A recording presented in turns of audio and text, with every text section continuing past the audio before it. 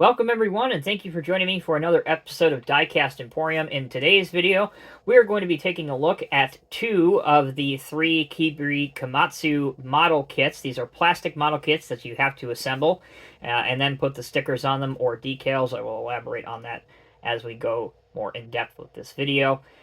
There are three in the collection of Kibri Komatsu machines, at least around this scale or around this size of mining equipment.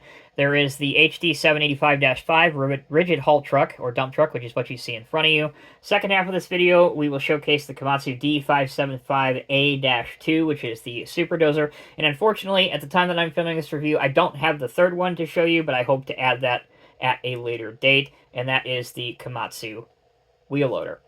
Alright, a little bit of information about the Ryo Komatsu HD785-5 before we go any further. This is a dump truck that has a maximum payload capacity of 100 US tons or 91 metric tons.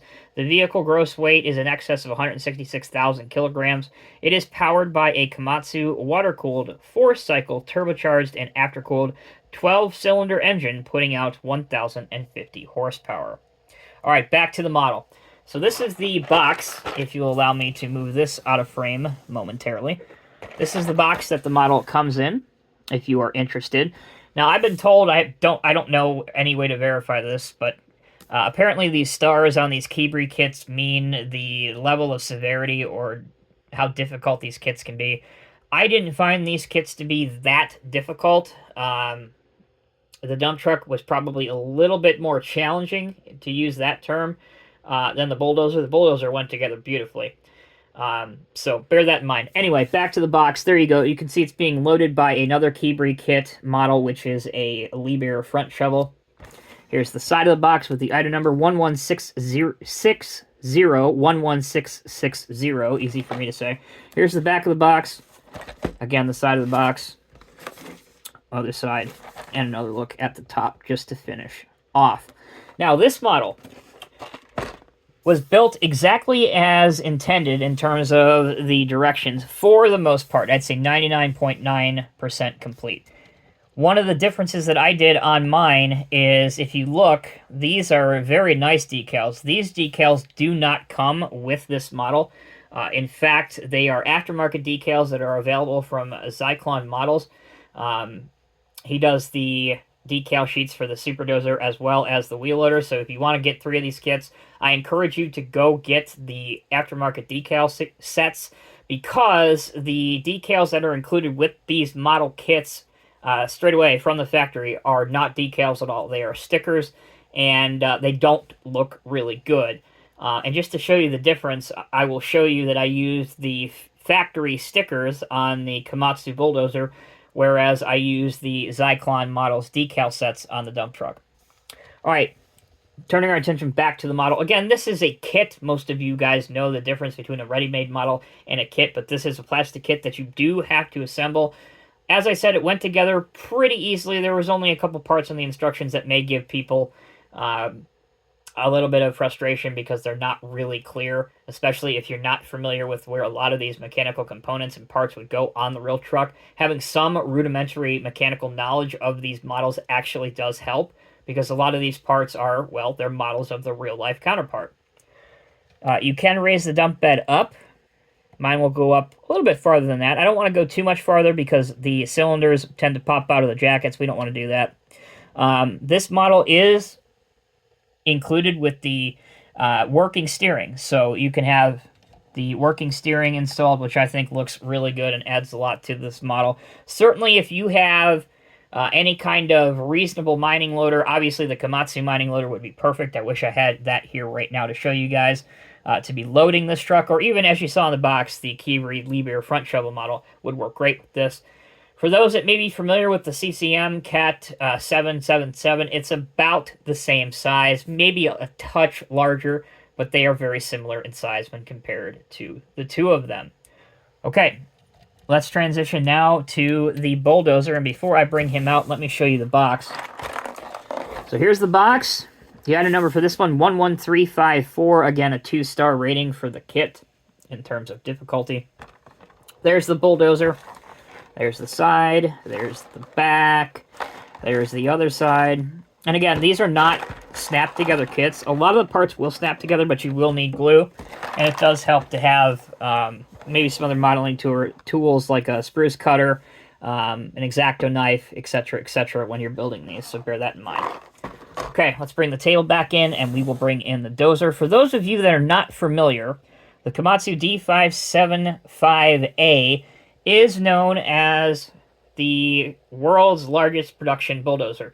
And Komatsu, when I say they, I mean Komatsu, of course, produced these in Japan from 1989 to 2012. Generally speaking, if we take blade options and configurations and all that jazz out of the conversation, there were two specific D575A dozers made. There was the SR, which stood for Super Ripper, and then the SD, as in dog or Delta, which stood for Super Dozer. The real machine has a 1,150 horsepower engine that can move up to 90 cubic yards of material in one pass using the standard blade, or it can move up to 125 cubic yards using the optional blade if it's equipped with that one.